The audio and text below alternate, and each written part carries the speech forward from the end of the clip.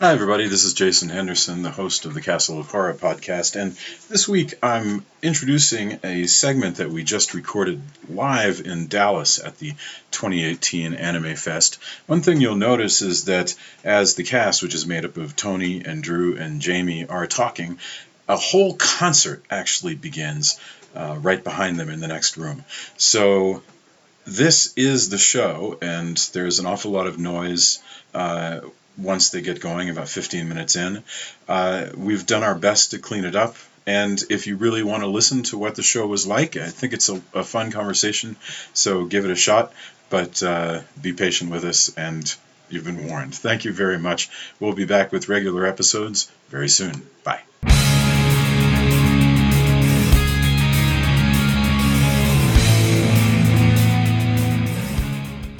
Good evening, AnimeFest. I am Drew Edwards, and this is the Castle of Horror podcast. I am playing the part of Jason Henderson tonight. I will be your host. We talk about horror movies, awesomeness, so spoilers ahead, because we're going to be talking about this from the perspective of horror fans who have seen this film. Right here is Mr. Tony Savaggio, tech director at Rooster Teeth, lead vocalist and guitarist for the band Deserts of Mars, and bassist for the band Rise of Fire. Next to me is the lovely and talented Jamie Barr, who is the executive director of Girls Rock Camp Austin, and the lead singer and upright bassist for the world-famous all-female rock and roll band Danger Cakes. I am Drew Edwards, the writer and creator of the long-running independent comic Halloween Man. Also out right now from Comixology and Sugar Skull Media is our new project, Lucy Chaplin Science Starlet, which you should check out. We actually have copies of it for sale here at the con. Tonight, and you're going to have to correct me, we are talking about the 2015 anime film Empire of Corpses. It is from Funimation and Toho Animation. It is, this is the best description I can find of it, a refitting of the Frankenstein myth, again, filtered through the wonderful lens of anime. And on that note, I'm going to let everybody give their first thoughts. And Tony had a lot to say about that, so I'm going to start with him, and I'm going to pass it on to Jamie. And as Jason normally does, I will finish up because I'm long-winded. So take it away, Tony. I do have to make a couple corrections there.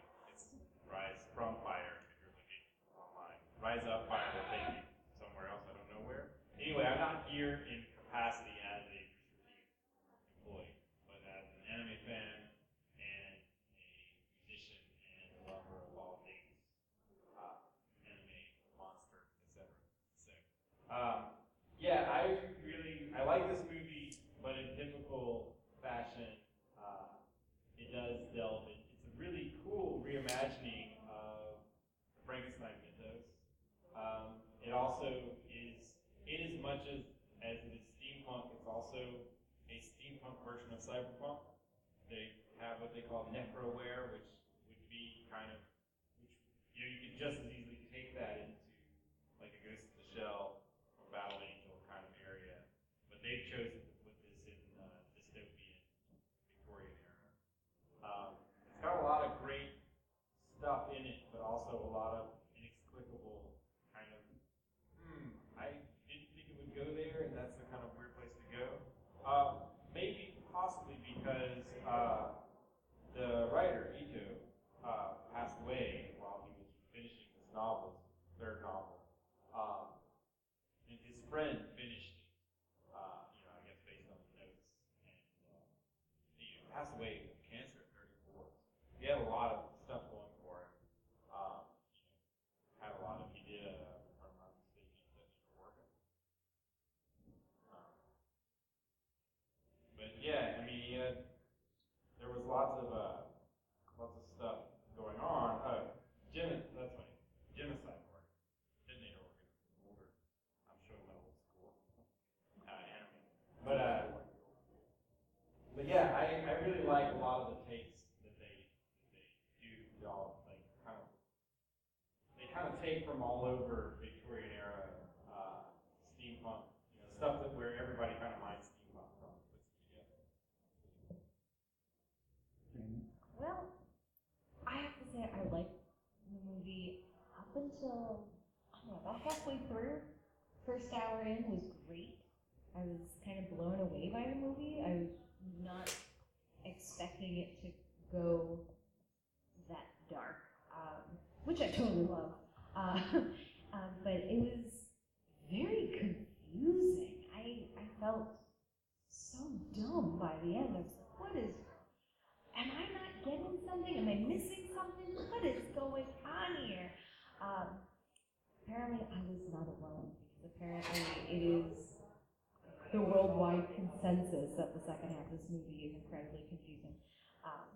But it's beautiful. I mean, to look at. The animation is absolutely wonderful. And the plot, up until the second half, is really interesting. I have a hard time saying I wouldn't recommend it because of that, but I think it's definitely worth a watch.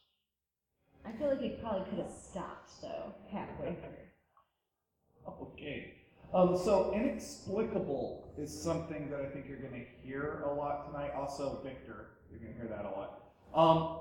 I really like this movie. I am an aficionado for all things Frankenstein, and there is a much older anime Frankenstein movie, which is a more, I guess, dare I say, traditional version of Frankenstein.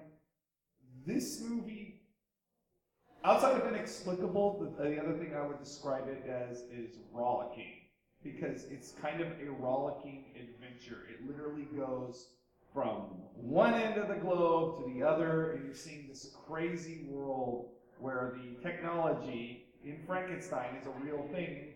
Unlike a lot of versions of Frankenstein, we actually see what the world would be like if this technology suddenly became widespread. So that is fascinating, and I love seeing that. And like Jamie was saying, it is indeed a very beautiful movie. Like, the animation in a lot of places is superb. The character designs are very cool. The design of Frankenstein's monster is actually quite unique. That stuff I all love, but I also did find myself deeply in the throes of going, what, huh? Many times while watching this movie. So it is very confusing at times. That being said, I think the confusing aspect of it, to me, was part of almost one of its charms. I think that the one really cool thing about this movie is that when you're done with it, you're going to sit there and you're going to discuss it. Because it's not like confusing because the movie's bad. It's confusing because there's a lot, and I mean a lot, going on. So that concludes my opening thoughts. So how many people here have actually seen this movie? Because we usually do this, we're on the phone, we're on our computer. We don't have other people here to ask this to. We know everybody in the group has seen the movie. How many people here have seen this movie? Okay, so a good deal of you. Okay, that's good. Well, for the people who listen to this online, I'm just going to briefly summarize the plot. It is 1878. There is the technology from Frankenstein. Victor Frankenstein was a real man in this world, and he created this technology which has changed the world. There is basically a slave race of self-created zombies that they utilize this thing that Tony was calling necroware to create. And it's utilized all over the world. And we see the way this has changed society. We have John Watson, yes, that John Watson, who is a doctor, and he is a what they call a corpse engineer. And he's engaged in strange experiments with the corpse of his friend that he seems maybe a little bit too attached to. I thought Friday was a woman for like most of this movie, and then suddenly, what? No, dear. That's just because that's the way anime characters are. But He is caught in his shady acts by M, who is, we can at least start thinking about James Bond or Moriarty, depending on your where you're wanting to go at with this. And he's now tasked to team up with a burly British agent and recover Victor Frankenstein's long notes so England, God and country can win the war for the better Walking Dead. And that's about as much of a summary as I think I can muster. So I want to kick this off. What did y'all think about the sort of, and y'all can feel free to chime in about this if you do, like if you just to keep this orderly, like if you really have something to say, just stand up and come up here with the microphone. Okay. What did you guys think of these sort of ethical questions that the society has? Like what the use of this technology? Like how did you both feel about this? I think it's interesting, but again, it is kind of. I like also that you could take this and put it into cyberpunk as well. Like it would be easy. Altered Carbon has a sleeve thing where you can be anybody, and this kind of has, in a way, a similar thing where you have. They also do something, since it's computer technology and they use batteries, there's several supercomputers, all huge, of course. It's steampunk as opposed to getting tinier and tinier, like Our world. Yeah. And so, but that's kind of how that works. There's different versions of this, and the software engineers are the real power players in this world. You can engineer better, technically a slave race as they've made them. Then you're going to make more money for the people who are making all these corpses instead of the huge corporations or governments. It is like, on the one hand, they talk about how women were the first to adopt this because they don't have to lose their sons in battle, but they have already lost their sons and their husbands. And so I think it still would be pretty upsetting to see, oh look, that's, thanks for your sacrifice, but also you keep getting shot up and mutilated. Well, I think that actually, because I thought the same thing at first. I was like, well, why would they get behind it? Like, who wants to see their loved one reanimated to just be a servant for, ever? But I think actually it was really, they were behind it because the new zombies, it wouldn't be their sons and their husbands going off to war. The corpses could now fight this without them. So I can understand that aspect of it. I still think it's pretty despicable to be okay with just allowing your loved one to be reanimated and be like, oh, okay, Mom, you're gonna serve me forever. And that's basically what they do. They're public employees, mainly, and they do these, the jobs that no one really wants to do, which, I guess is okay. But I found not just the fact that they're reanimating their loved ones, but the fact that when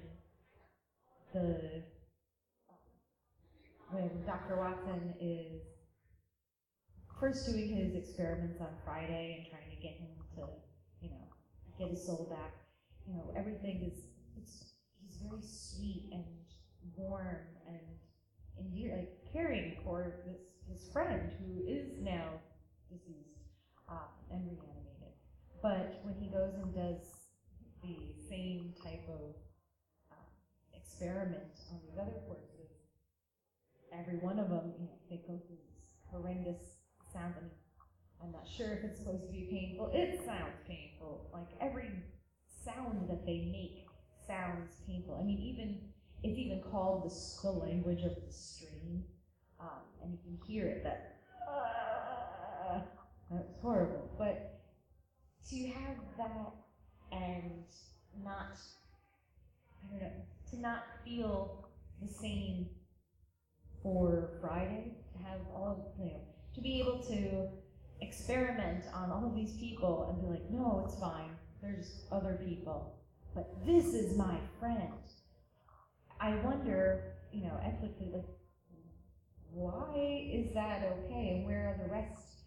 Where are these other people who are like, hey, that's my dad, or hey, that's my sister over there, who's your new maid? Or why aren't these people coming out of the woodworks to stop, this from happening to their loved ones? So I find that, like, ethically speaking, to be kind of just strange and I don't know. But we see this in a lot of other. We see this in a lot of other either zombie or vampire lore or tales. Hopefully, we'll see how much that picks up on the recording. Anyway. Do we want to turn the microphones on? Yeah, that would probably be it. Although we don't exactly do that. Jamie might be able to. Whoa. All right. Okay. Well. We'll probably try to get Jason to edit some of this. Wow. This will turn out. Yeah.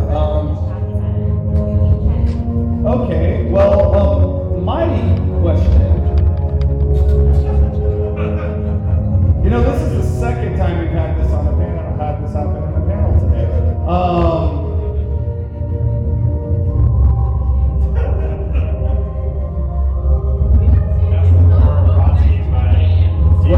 Yeah, really. Can anybody hear what I'm saying? Okay.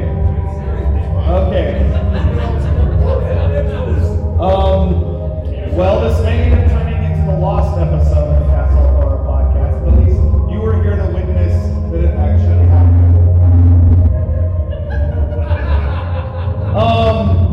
Okay, so my whole thing about the whole using corpses as soldiers, to me that becomes like a confusing, like this is making me sound like a sociopath or an idiot or both. Doesn't it become a little harder to find out which side is winning? Because if you have two soldiers and it's like if they drop dead, you can literally staple them back together, prop them back up, juice them, and send them back out on the battlefield. And I'm just thinking about this very coldly and analytically. I found that aspect of it not only ethically troubling because of all the stuff you're talking about, but like it really did bother me. Like it ate away with me almost through the rest of the movie. Like thinking about, it's like, well, how do they tell whose side is winning? Because you technically never lose a soldier, and that's a really terrible way to think about it.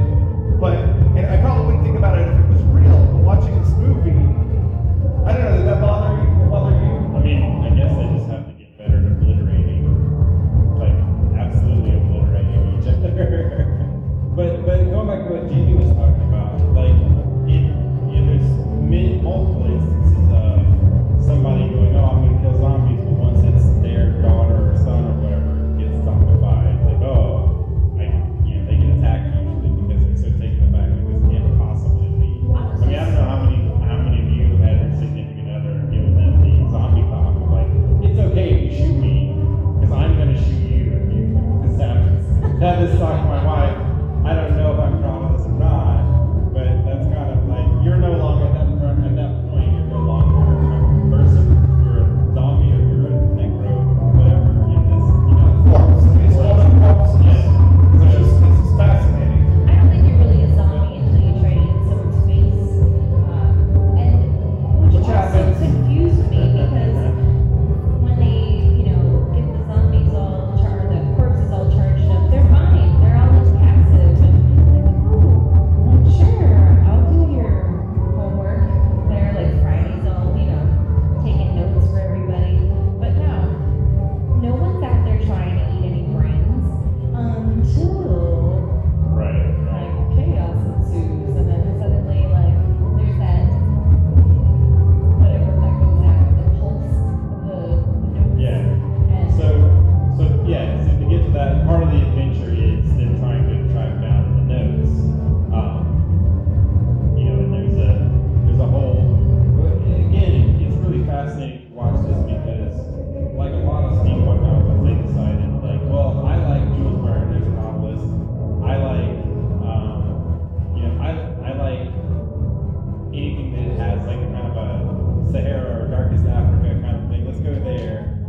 go through basically the litany of everything in steampunk minds. Okay, we like all of this, let's go for it. Well, I kind of like the idea of, with the whole Sherlock Holmes-esque thing, from what I've taken from it, that Watson goes and serves as a doctor somewhere in the Middle East, Right. and, for the British Army, but he's really, I like how they made him like, oh, he's just going to Afghanistan to take care of some zombies, it's just... But yeah, eventually they do find they find new companions. There's Adelaide, who's the very western blonde, who also has a voice power that can control the corpses. And she's good with a mean flamethrower. Yeah, which is pretty that's pretty awesome. And she works for the president. Like she's like a perfect storm of. Oh, and she's also an android created by Thomas Edison. Which I learned from Googling this. That is actually based off of a real science fiction novel that came out during Thomas Edison's lifetime. There's a French science fiction novel about how Thomas Edison made an android, which is crazy to me, almost this crazy. And apparently Thomas Edison didn't like it. Exactly what it sounded like. Yeah, because they reveal he's like, oh man, you played my hand. I didn't want to tell anybody about the android, the hot android I built. That makes me look weird or something. Certainly didn't work by it like that. I think it's funny because everyone, as soon as they see Hadley, is always like, ooh. Well, They all get that starry-eyed look. And then, Watson's he seems all into her. He's always like, yeah, forget Friday. And then suddenly he's like, what? You're a robot? Oh man, I'm kinky, but not that kinky. Which is totally not necessarily how that will work out, I think. We've seen how sci-fi is turning. I don't know. Maybe he's, in a very rigid Victorian way. That's why it's that. If you go the opposite into kind of Blade Runner, then everybody's just like, yeah, androids. What? You gotta have a sex spy. Yeah. Everybody does. This whole that whole Walking Dead slave thing, whatever, but a sex spy. That's where it's at. That's why it's in this Victorian age where we're proper and They're stuffy. They're not quite a sex robot. They're just an undead slave. Well, that's why she looks so good, because she's everyone's request. You gotta keep it on the DL.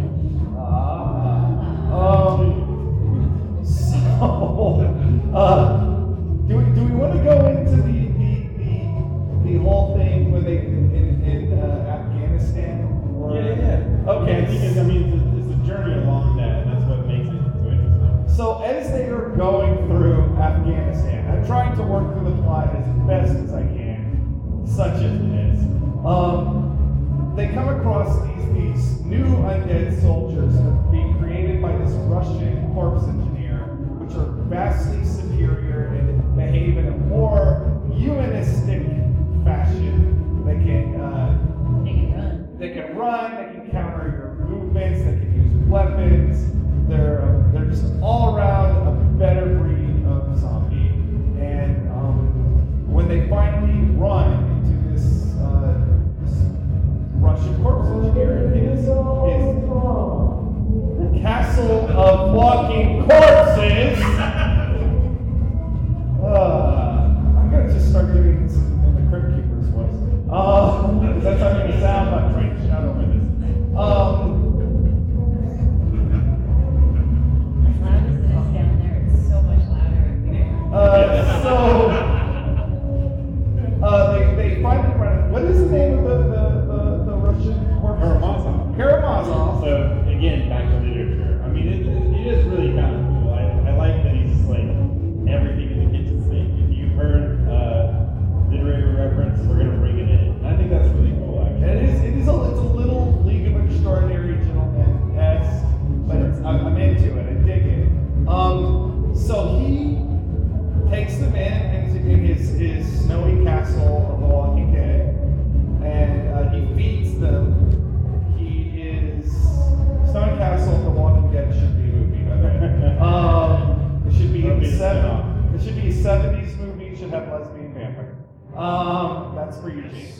But he feeds them, he puts them, he's like, you can stay here, we'll talk about this. I'll reveal you the secret of Victor Frankenstein's notes. And in the middle of the night, John Watson... He promises, he has to promise. No matter what, he has to destroy the notes.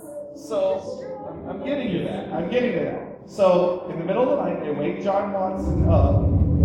The Russian agent that has helped them find this guy is strapped into the contraption. There's music playing. There's opium in the environment. And he performs this experiment on the Russian agent while he's alive and says, this is how we make a better corpse.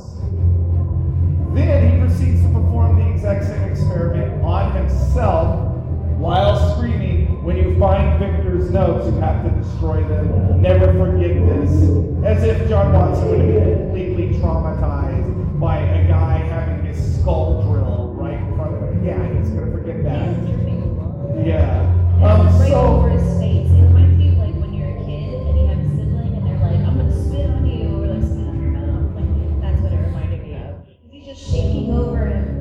It's like, oh. So, I want to ask the two of you, and then I want to talk to some of the other people that have seen this film.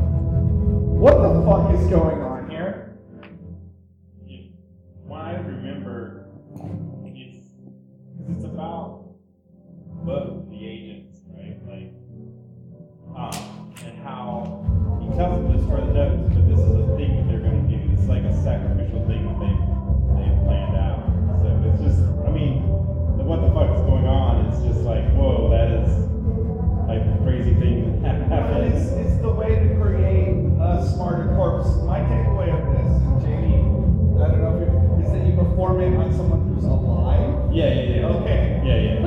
So there's not as much time between death, and so therefore, like, if you can get somebody who's like, I'm cool with this, and I'm gonna die anyway, or I mean, the way it would probably really work out. This world, so we just do it on, someone would do it on prisoners. Yeah, you gotta set the mood, you So know. maybe with Some less party opiates, favors. but it'd probably be a lot more. Yeah, but I mean, I think that's basically it's like, hey, so if you have really fresh corpses, and by fresh corpses I mean people that we do this to against their will, or in my case, I'm going to show you how it's done. Then you get smarter, better strength. Thank you for explaining that to me. So, I'm going to pull one of you up here for a second. Who wants to be our volunteer victim? We'll go with him first. You get the next one. We're gonna be doing this periodically through the whole thing. So, the question I have for you, you've seen this movie, right? Yeah. Okay. At this point in the film, were you starting to get a little baffled as I was? Or were you following along much more astutely, maybe? If I'm being completely honest, you hear me? Say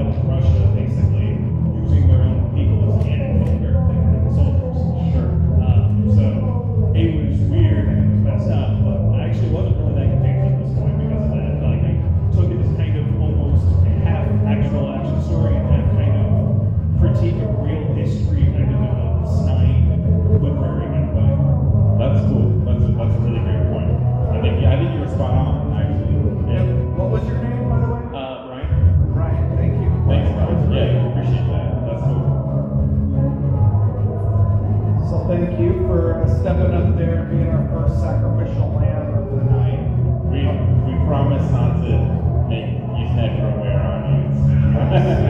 It's I like the observation about child labor. I also one of the things I found really interesting was the idea of the corpses basically running the economy, and how I actually thought of it more as well, kind of thus with the immigration and how they're taking the jobs that no one wants. So what's the harm? There's probably somewhere out there somebody who's never going to take one of those jobs who's going, they're taking our jobs. Yeah. Like, Exactly. Sure, there's someone who's like, these corpses I wanted, they're taking that job in the sewers I was going to take, but I was never going to take. But it's even the taxes are they're just servants, a lot of them, and that's something else that it's not, things that are direly needed. It's just more like, why not? Like, let's keep Grandpa around. Oh, I'm sure that, knowing humanity, I'm sure there's someone who would revenge corpseware to somebody. There's somebody out there who's like their servant is like some family member they hated, or some childhood bully, or something like that. Just knowing humanity, that's happened dozens, if not hundreds, if not thousands of times in this world of reanimated people. It's gotta be. There's no way that's not happening. That's a yet unseen horrific, and I'm sure that's like there's probably a black market of people just like, hey, you got somebody you don't like, want to turn them into your zombie slave. Oh yeah. Groovy. Especially the richer you are, the more likely you are to have that. There's somebody going like, that's right, Grandpa, clean that toilet. You wouldn't give me a pony. You wouldn't give me a pony. Clean it. But there's no way that's not happening. No way. It's terrible.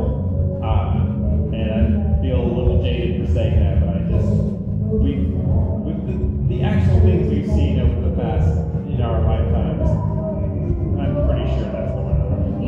I was totally changing the subject, but I kind of wanted to just start talking about the zombies, corpses. I really like the idea of the sound and effect of them. Oh yeah, that was great. Hadley's like the corpse whisperer. She's just like, and the zombies are like, chill. Totally cool. Like, all right, we won't eat your face. Back to business. And I think it's interesting because as a child, I always wanted to have the superpower. As a vocalist, I always feel like my voice is my superpower. So I would always say if I had that superpower, my voice could shatter glass, and I would say, stop, evildoer, and sing this high note, and glass would break. On the opposite end of that spectrum, I also thought, and yes, I'm going to go there, I would also think, stop, evildoer, and I would sing a very low note, also known as the brown note. And that's going to stop someone dead in their pants. And I kind of think about that with the corpses, because I'm gross like that, and I'm thinking they're already dead. So, what happens when people die? So, is this something? Do they have to have fuel constantly? When Hadley says, are they just like, oh? 2 words. Zombie enema. And this, ladies and gentlemen, is why this is an after hours. I don't know. It depends. So, our heroes move on from Afghanistan to Japan, which we get a very, very cool sequence where they come across where Victor Frankenstein goes, or as everybody incessantly calls him, like they're on a first-name basis in this movie, Victor. Right. They've always been friends. Yeah, like Victor's notes, Victor's this, Victor's that. Well, maybe, I guess they Scallywag. probably reached two on the nose just to call him Frankenstein. Like, I guess we can't just call him Frankenstein. Let's call him It's a Frankenstein movie. Yeah, but I mean, It's a little too cute for me. I didn't like it. I kind of liked it. I actually did like it. I thought it was actually more symbolic because they're humanizing Frankenstein, whereas Frankenstein is usually in the movies like, and in the book, he's seen as more of like a coward, and in the movies to a certain point, but he's usually seen as pretty monstrous himself, and that's kind of the irony of it. But with this, calling him Victor, Watson seems like he actually has respect for Frankenstein, where it's not like madness, reanimating corpses. It's like, man, he's my hero. That's what it comes off as to me. Well, but that would make sense if you were dealing in this type of technology, because Frankenstein is the founder of this field. So it does make sense. That being said, the number of times the name Victor is said in this movie, a tad bit excessive. However, the sequence that we get when they're trying to get to Victor's notes is ridiculously cool. You have corpses that have been weaponized with bacteria and bats. You have zombie samurai in full demon armor, and the accompanying epic sword battle that would happen. And then Watson makes his way through all this, and there's a room with all these zombie guys on a telegraph with this giant computer that has Victor's notes in it. Am I the only one who thought that this was the single best sequence in the entire movie? No, it's I thought that was pretty cool. It's really, really great. And it's also why you watch anime. If this is the medium you've chosen to do this is why. This is exactly why. And exactly for the same reason, I don't know if anybody's seen Batman Ninja, or Ninja Batman, but that has like every trope ever. And that's why it's awesome. What I liked about this part is not oddly enough, like just the animation and everything. It's Watson's reaction to obtaining this information that he's been scared into destroying, but doesn't. And as he's sitting there, like, no, just one more. I felt my own self, like when you're working and you just can't stop.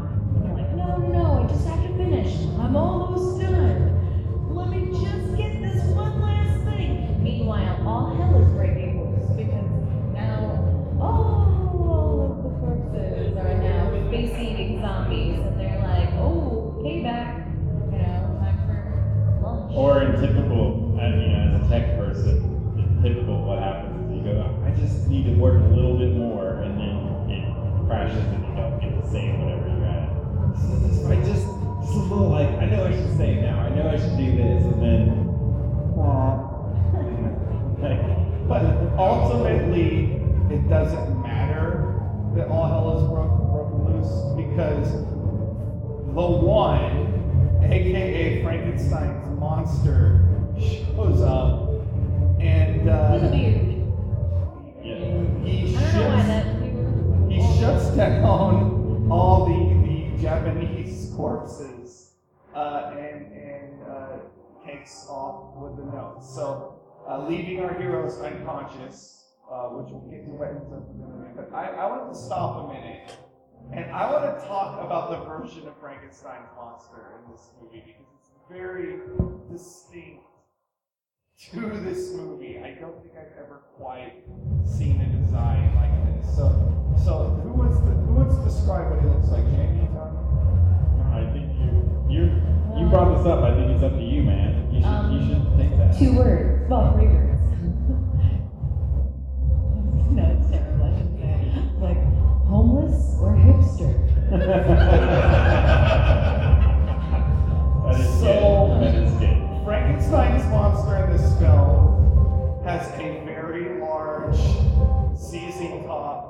hipster beard. He doesn't look at all like what any pop culture version of Frankenstein's monster looks like. He's got a big, crazy, simian-looking dome head. He's got a big, long coat. He has a cane, which he uses to tame other corpses. And he's got a really nutty sort of, I guess it's German, but I would call it Transylvanian accent. And I've never seen a version of Frankenstein's monster like this. So what I would also like to do, because again, we like our victims. Have you seen this movie? Okay, I want. Who have seen the movie and who would be coming up here? Nobody. Really? Come on. Scare them off, dude. It's fine. You don't want to be famous on the internet. Or maybe you'll no longer hear this episode. It seems likely. Okay, well, I'll pose the question. Why do you think the radical departure from what we think of Frankenstein's monster looking like? Although now remember, in the flashback, when they show him with the bride, he does look very much. Yes. He looks very traditional. I don't know. I kind of saw it as that's his way of. He's had this time, so he's grown older, and it's also how he would blend in. Because a lot of the original novel is, the monster trying to gain some semblance of an actual humanity as we know him, or blend into society. So by adopting this beard, this persona, I mean, he still has the crazy cranium and stuff, but by adopting this look, he can cover up maybe all these scars. I mean, he's pretty messed up when we see the flashback. Like, he looks very much monstrous. Yes. So I think this change is kind of, he hasn't quite gone the full plastic surgery, stretch his face, kind of weird lips. No, you wouldn't be into Kardashian Frankenstein? No? Yeah, lady. Yeah. Well, when you say hipster, it kind of reminds me of the series that last Penny Dreadful. Penny Dreadful, that guy is actually more monstrous looking. He definitely did not have this epic beard. I actually thought of a Penny Dreadful. Frankenstein was like, I think early 2000s. It was right when Twilight happened. They made a Frankenstein and they made him a cute guy. Oh, yeah. And it was like so stupid. I haven't seen that one. It was bad.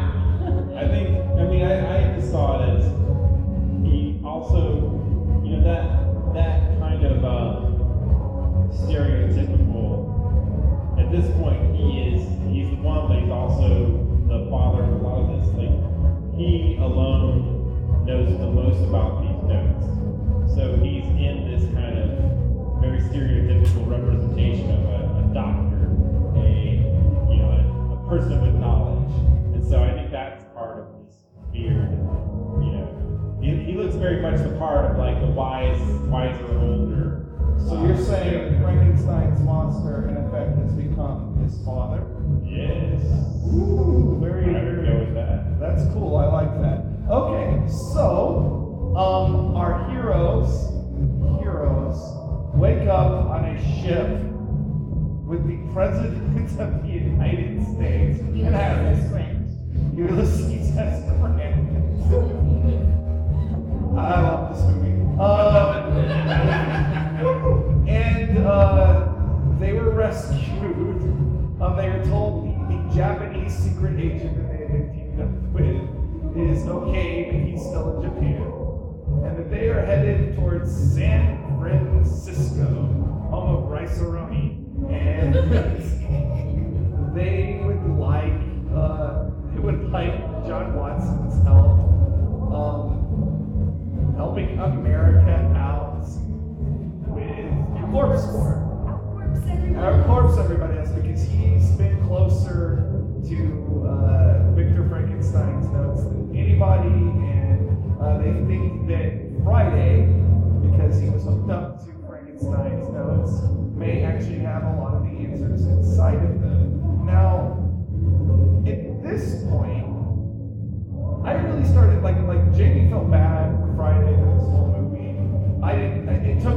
at this point, I'm starting to feel really bad for Friday. He's having a time when he's chained to a chair. He's making terrible noises. You're making those kids that, like, when you see them at the supermarkets, their parents have, like, a leash on their, like, that's what they're, that's what Also- they're doing. Also, because of all these experiments at this point, Friday has been changed.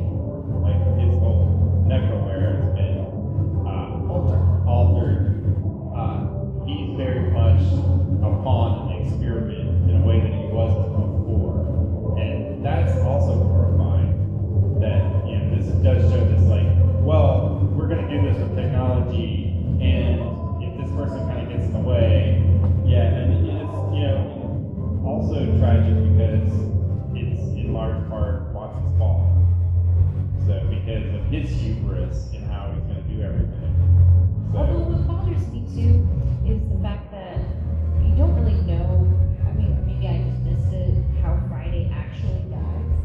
Like, No. He talks about you had so much left to say, and Friday kind of just looking at him, and Yeah. but he's just looking at him like, who are you to say what I have to say? What maybe I was done talking. I find that whole aspect of it just let Friday go, man. So, we get that Friday was Watson's roommate in college. We don't get a whole lot on who he was when he was alive. The name Friday is, of course, evocative of Robinson Crusoe. His corpse number is Noble Savage 007, which of course makes us think about James Bond. So, while we're taking a moment to talk about Friday, who do you think Friday is? Who do you think Friday will become? And what is he to John Watson in Doll's eyes? Because I know what I think, but this isn't about that. Well, my wife, who was supposed to be here, and due to some unfortunate things going on at home, had to stay home. But one of her observations, and also an observation a couple of reviews we saw, is one thing that holds true to the novel as well as amongst the readers. This idea is the theme of friendship, and it also goes into the fact that Iko, the writer, his friend finished his book, and so I think there's some of that as well. This idea, and he dies of cancer, his friend finishes the book. There is some of that carries the reality coming into fiction, as well as they have a friendship. I've seen some reviews that say it's a very kind of a boys love kind of friendship. It's also in the way that a lot of boys love manga is it's mostly platonic, but there is something deeper there where they have a shared. But I mean that's the nature of a lot of boys love manga is a platonic ideal of love that is not as threatening because it's two guys. So if you're a younger girl, you have this platonic ideal of a thing, and you get to watch it play out. There's some really great books. There's also some a lot of the stuff that got popular here was a little bit geekier, but a lot of boys love manga is very platonic throughout it. And their relationship is kind of that. So you think this relationship is completely changed? I think so. I think if we're to go with the stereotype, I think definitely in the way that it is played out. And all I could think about was young Frankenstein from who were he is my boyfriend! I must have said that 6 times throughout this movie. I'm not saying that isn't necessarily how it's thought of, but in general, there's a lot of past literature and past manga where it is nothing has to happen. And again, you can take it however you want. That's kind of I think that's actually how it plays out in your imagination is probably deeper than if you just had an explicit scene where they were kissing or whatever. I feel like, as Americans, we are such an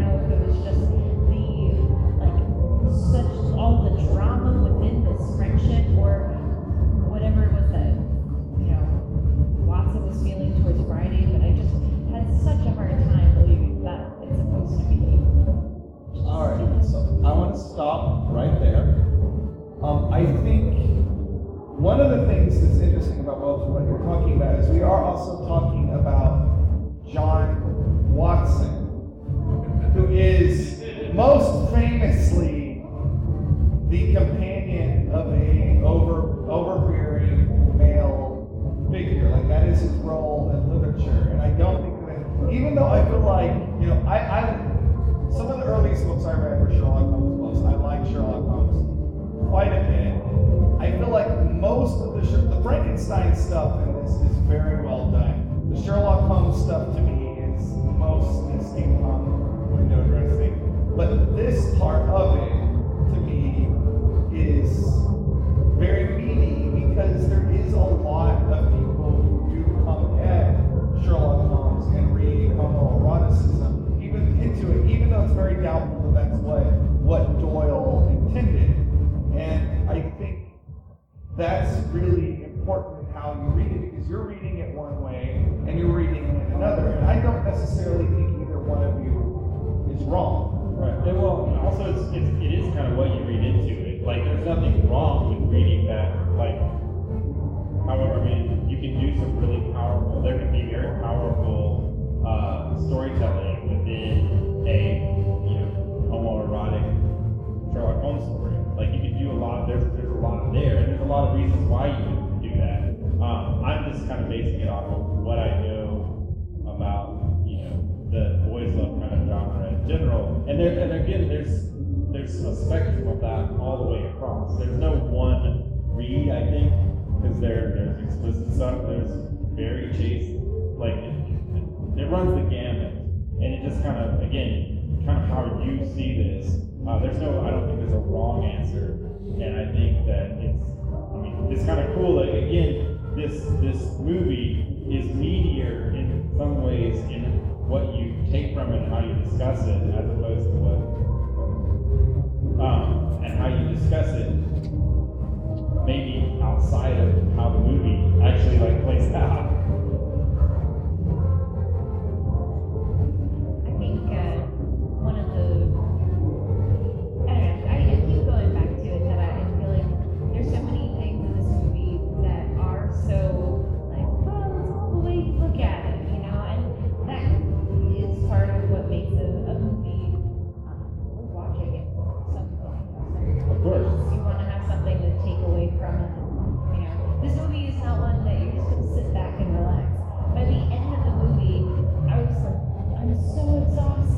I felt like I had been trying to find Victor's notes and destroy them, but then I suddenly was like, no, I'm not gonna.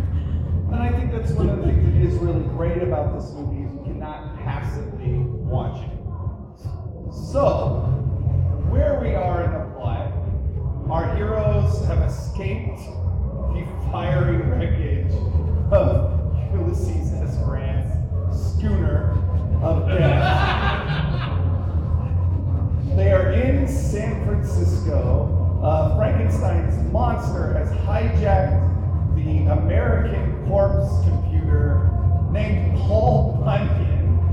I love this movie so much. If you're gonna go for it, go for it. Oh, they went for it. They grab that sucker by the jugular. So he's causing a full-scale George Romero zombie riot, in which the corpses suddenly decide, because they're undead, they probably should try and eat people at least once. And through all of this, Headley is leading our heroes to her underground lair, which has the Nautilus in it. That was like, all right, let's go for this. Yes. Jason would have freaked out, because I wish Jason was doing this too, because he's writing a Young Captain Nemo series. And so when I saw that, I was like, oh, I wish he was here so he could freak out about that as well. So, during the chaos, M shows back up, captures Frankenstein's monster, is taking him back to England so he can do something, which we'll try to ascertain here in a second. And decide they have to go after them, which leads to them crashing the Nautilus into the Tower of London. Again. Fuck yeah. Just throttle. We're gonna go. Yeah. But that's also like very difficult because I don't know if the Erie Canal had actually been built yet.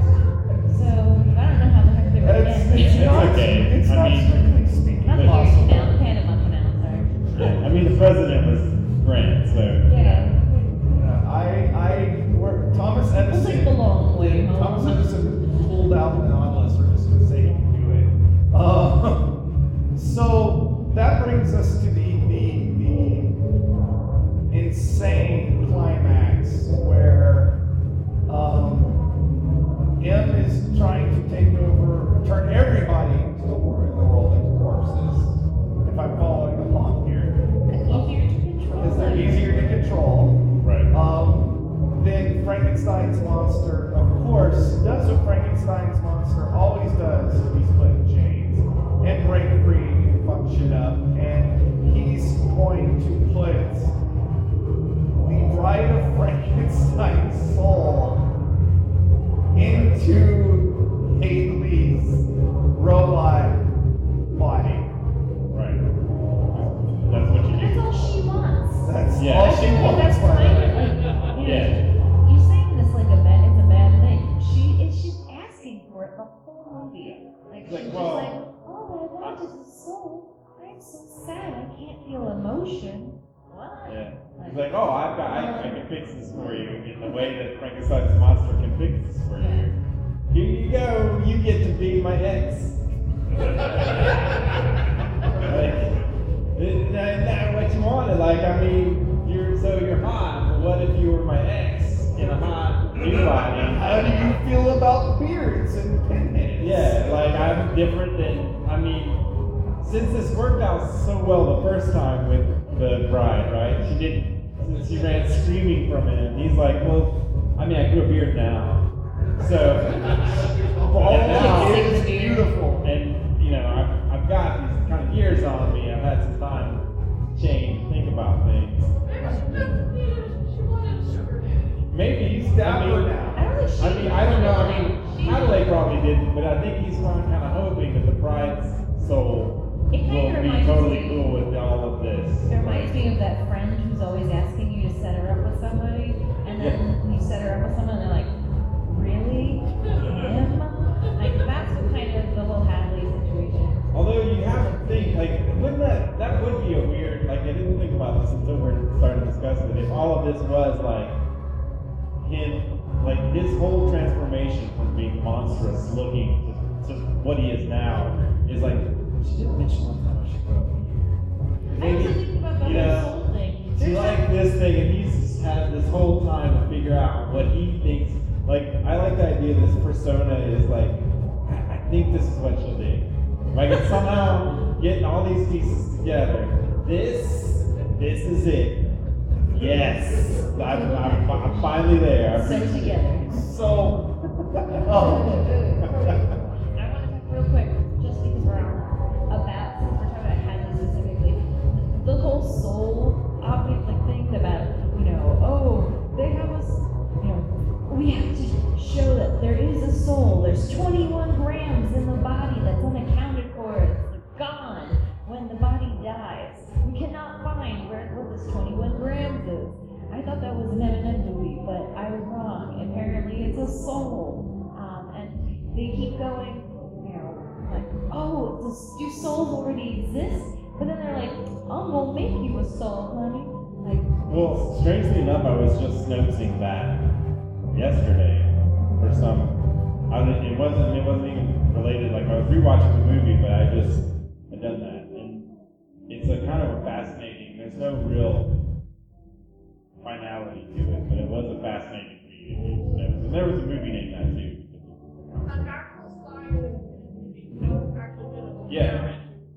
find the way to the soul. But if So you, it's if you not read Eminem if you read all of the but if you read all of the failed parts of it, it's also fascinating. Because he's like, well, this time the heart, this time, once the heart rate stops,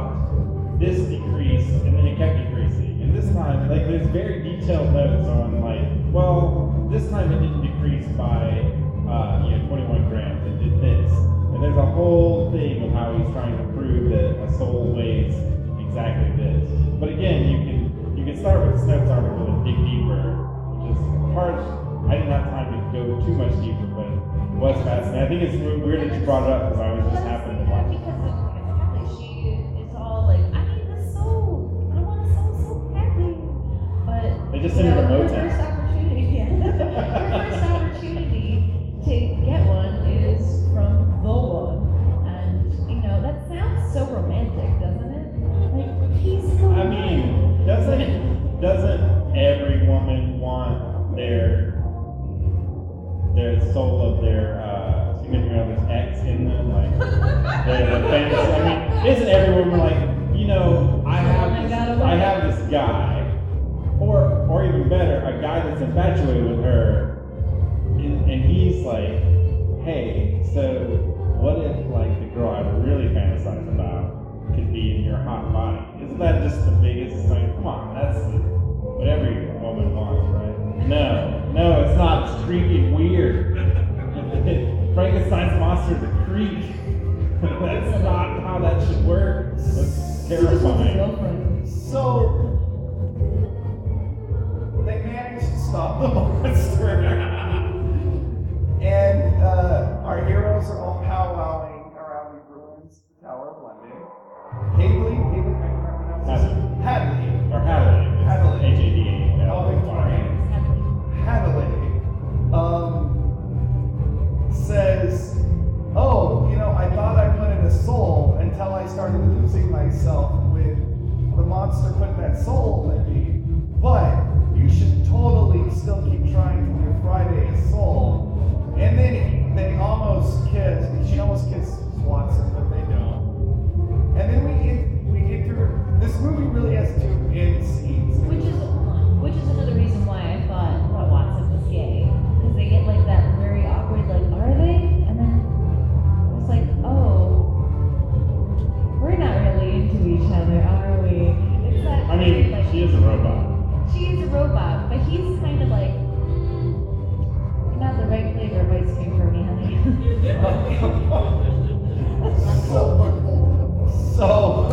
Oh wow. Again, good thing this isn't after. I need a cone, not a cup. This is a lot harder than Jason makes it look. Well, he doesn't have the physical challenge of K-pop. That is awesome. Like, in the history of all the times we've recorded, I think at most it's been like one of my cats in the background. Although maybe we should have like lightning round versions of the podcast now that I'm thinking about it. Like, what if we cranked Cannibal Corpse in the background on the random mics? Tony and I did a panel this afternoon on music and science fiction and the importance of a soundtrack. So this is a special night. It really is. So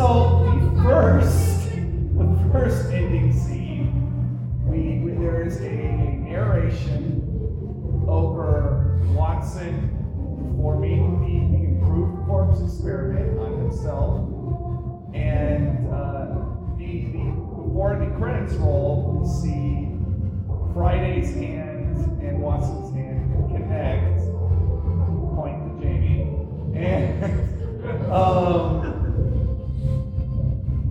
what the hell did y'all think what was going on there? Like, because again, that was me often in this movie. It's like, I like this movie, but I feel like I'm kind of dumb while watching it. I don't think I'm dumb, but this movie makes me feel like I'm dumb. So what the hell did y'all two think was going on? Oh, this movie must be really deep.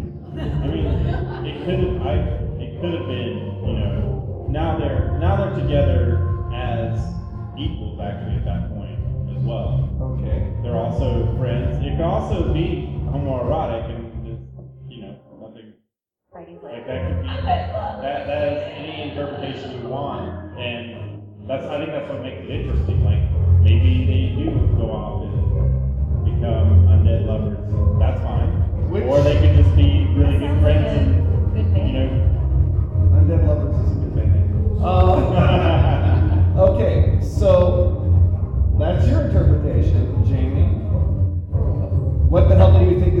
in this ending scene? Because I sure as fuck At the don't very know. end scene, I actually went out. I feel like I cheated because I was like, "Huh?" Like I have no idea, and everyone I asked was like, "Yeah."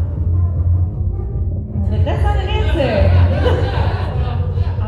I went on, and according to after like all of there's like this huge explosion and whatnot, and there's all of these like weird crystals flying around, which it's supposed to be because of the strain, the language of the strain. You find out that all the zombies are all controlled by this pulse that goes into their brain, and it's a sound, and if the sound is created or emulated, it stops them. That's why Hadley has the power over them and to do it. Apparently, it's like talent; everybody can do it once they figure it out. But So we end up with like this is now the prequel to the Dazzler comic from from Marvel. But that apparently, because of Victor's notes and the strain language is what soothes the savage zombies. But Watson can't remember anything. He's like, well, apparently he doesn't remember any of it. So he So just he's erased just his like- memory. Yeah, if the notes, Victor's notes apparently leave him with like amnesia, and he's like, "Oh, Friday, what happened?" You look a little bit down. And I think that's what you're supposed to be like. Oh, they were lovers. That's why they're holding hands. Because I don't know too many people who are Sure. not, But it is to me also the friendship thing, as well as like I said, at that point they are peers, whereas they're back because the whole time Friday can never be human again. So at this point, they're whatever they were or whatever they're going to be, they are together in that sense as well, which is totally different, different dynamic that they have been throughout the movie. Which is beautiful, and I would agree with that, except there is one more scene in this movie. Because like your favorite superhero films, this movie has an end credit sequence. So you go through the credits, and we now see John Watson gallivanting around Victorian London with, of course, that dapper detective Sherlock Holmes, as we know him. We see Hadley, I will never be able to pronounce it. And she's now calling herself Irene Adler because, of course, and then it was, oh, there's more. The movie ends showing Friday appears to be completely regenerated, which, because, they kept doing the James Bond shit, I could only believe he went off to become James Bond, because why not? How do you know, so you have, to me, the stinger at the end of this movie, because, the final scene, the original final scene is very ambiguous, and it opens itself up to discussion. Whereas you have the stinger, which appears to be setting up further adventures in this universe, but it's also like kind of putting all these characters into their usual status quo. So I feel like one kind of negates the other. You have the really artsy, we can get philosophical, we can talk about the symbolism, we can talk about everything that's going on. That's the ending. But then there's this other ending that's very meat and potatoes and straightforward. And both of them are kind of fun, but I feel like one kind of negates the other. And I want to know if either one of you felt that way as well. To me, yes and no. I mean, in the way that some remakes don't necessarily, like I can still watch the original, like I can pretend it ended that way, or I can go, man, I sure want to see all of this steampunk crazy adventure stuff that's happening. I would watch that as well. I don't know if it, fits together as well. And that is, I don't know I could get either one, and I would watch. I would certainly watch a sequel full of that stuff. Oh, hell I yeah. mean, I I've heard of seems steampunk. like a mini-series.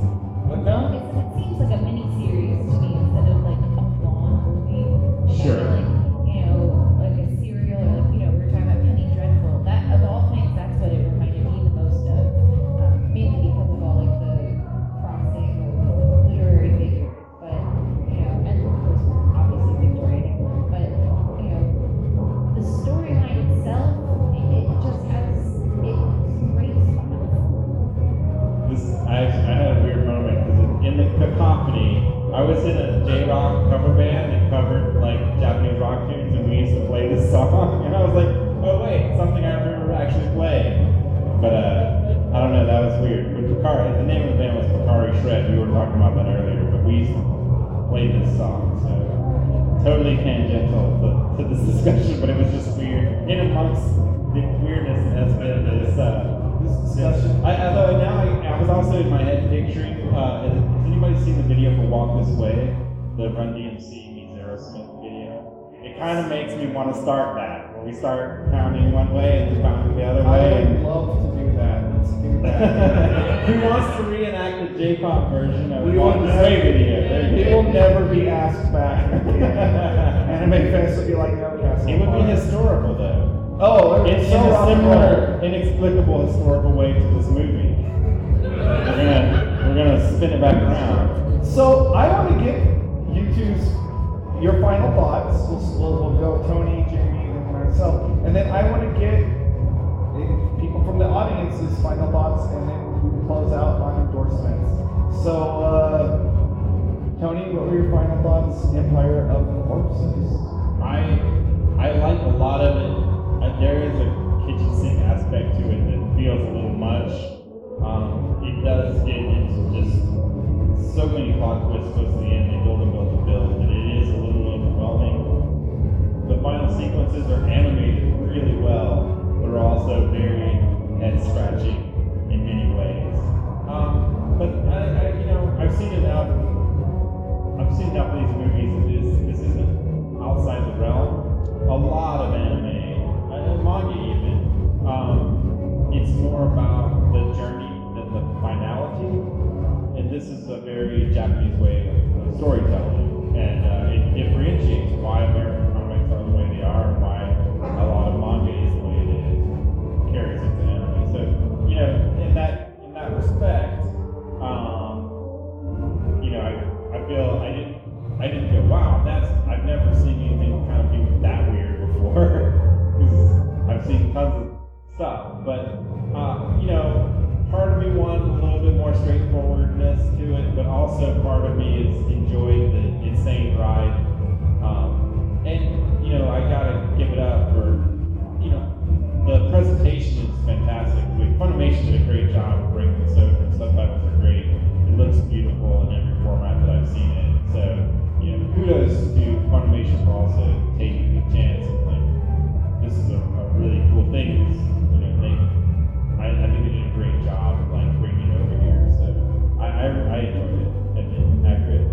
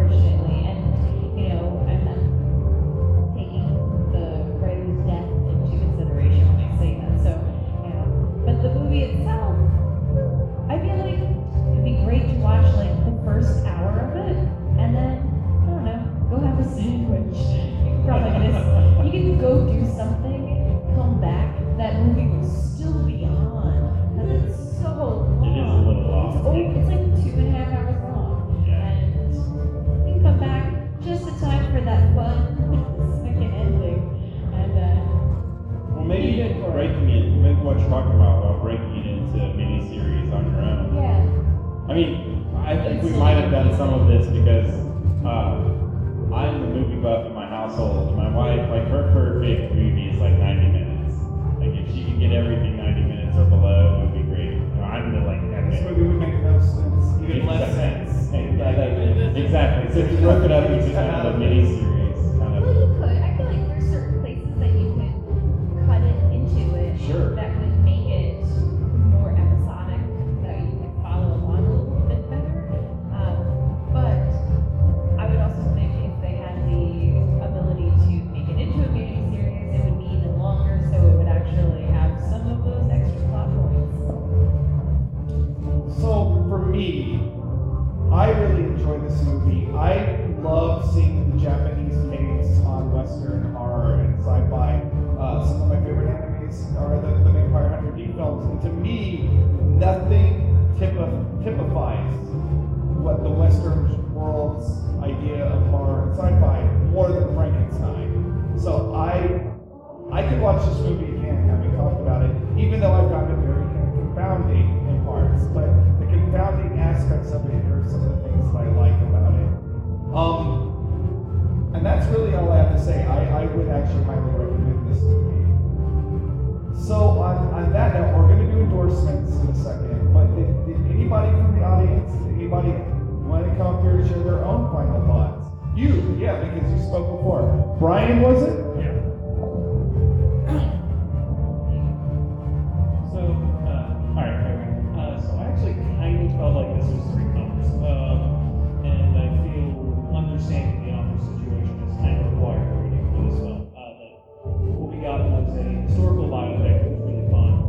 We got someone who kind of in their last moments was kind of come to terms with death, and there's a lot of kind of that heading in the feeling to the film. And then with his friend finishing it, we also have that friend kind of letting go of the last legacy of his friend.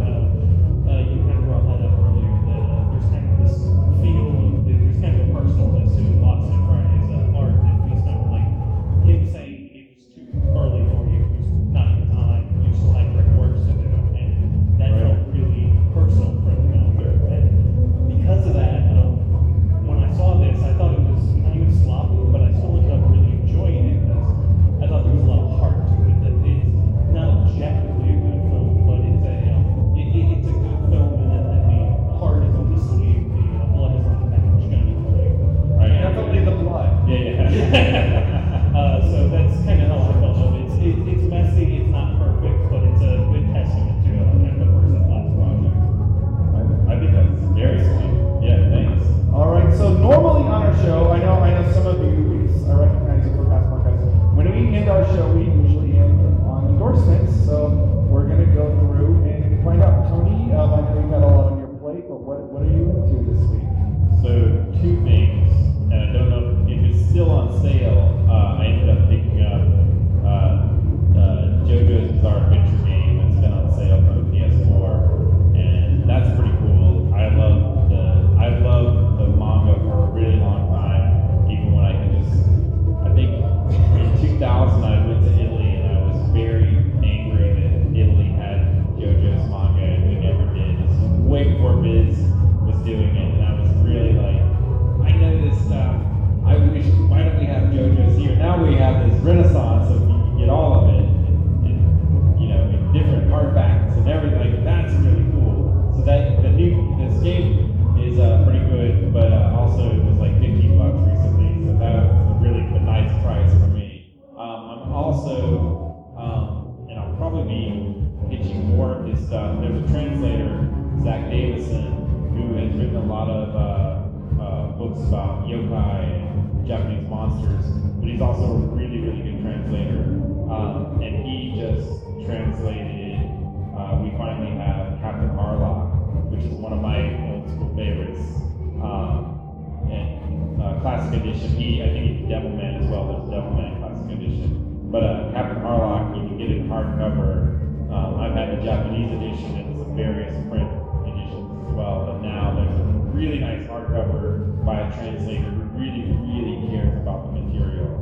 And I'm finishing that. I actually brought it along with me to read at night because I just recently got it in the mail. And it's like, this is love Harlock as a character. And I could watch an infinite amount of Matsumoto Harlock stuff. So having this definitive edition, I think there's going to be one more edition coming out that you can pre-order. That's my big endorsement now. I can't get enough of that stuff. So. Okay, Jamie. Well, my literary endorsement is for an independent project called Halloween Man, which actually is featuring a Indiegogo campaign right now for its new Bat City special, featuring all Austin artists, and I'm pretty excited about it. It's written by this pretty brilliant author named Drew Edwards. It's me. Yeah, but it's really a great project, and really digs into some heavy topics that you don't tend to see a lot of work. But so if you are out there listening, maybe throw a few bones to Halloween Man's Indiegogo campaign on a more entertaining. Well, I think not that it's not entertaining, but on a purely entertaining note, I say entertaining. I've been watching Shameless. Anyone seen that show? And it is indeed Shameless. It lives up to its name. Starring William HBC. And if you're having a rough time of things, Drew finds it quite stressful to watch. I actually find it quite anxiety relieving. I'm like, man, some people are way more screwed up than I think I am for my family. So but if you're looking for something like that to watch, there you go. It's a horror movie of a different sort, or horror show, I should say. Where the horrors are real. Excellent. So, I love Comixology. I put my comic out through Comixology. And one of my favorite things about Comixology is their sales. This last week, they had a epic Fantastic Four sale. So I went back and I revisited the Jonathan Hickman and run on Fantastic Four. And I don't know how many people here read Western comics, but that was one of the most batshit crazy, amazing runs in modern comics. You had everything from a floating mole creature head flying around the Baxter building. You had bug creatures crawling out the side of the backs of party girls in New York City nightclubs. You had underground kingdoms, underwater kingdoms. Every weird ass thing I love about the Marvel Universe is in this run.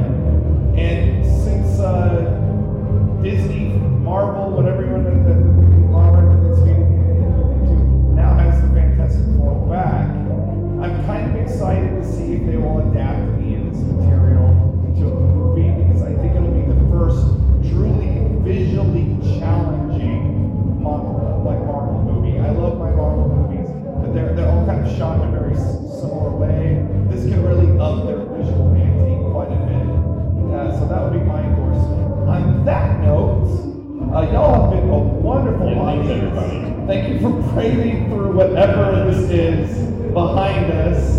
I hope this episode is salvageable, but maybe not. If not, y'all were here to witness us talk about Empire Corpses. We're going to be here the rest. Tell the tales. Tell the tale. We're going to be here the rest of AnimeFest. We have panels going on all weekend. We're also selling merch up in the dealer's room. And I have, she was talking about my Indiegogo campaign. I have the cards for that right here, so I will pass them out like a shameless schmuck. Thank you. We are the Castle of Horror. Good night, AnimeFest. Thanks, y'all. Thank you.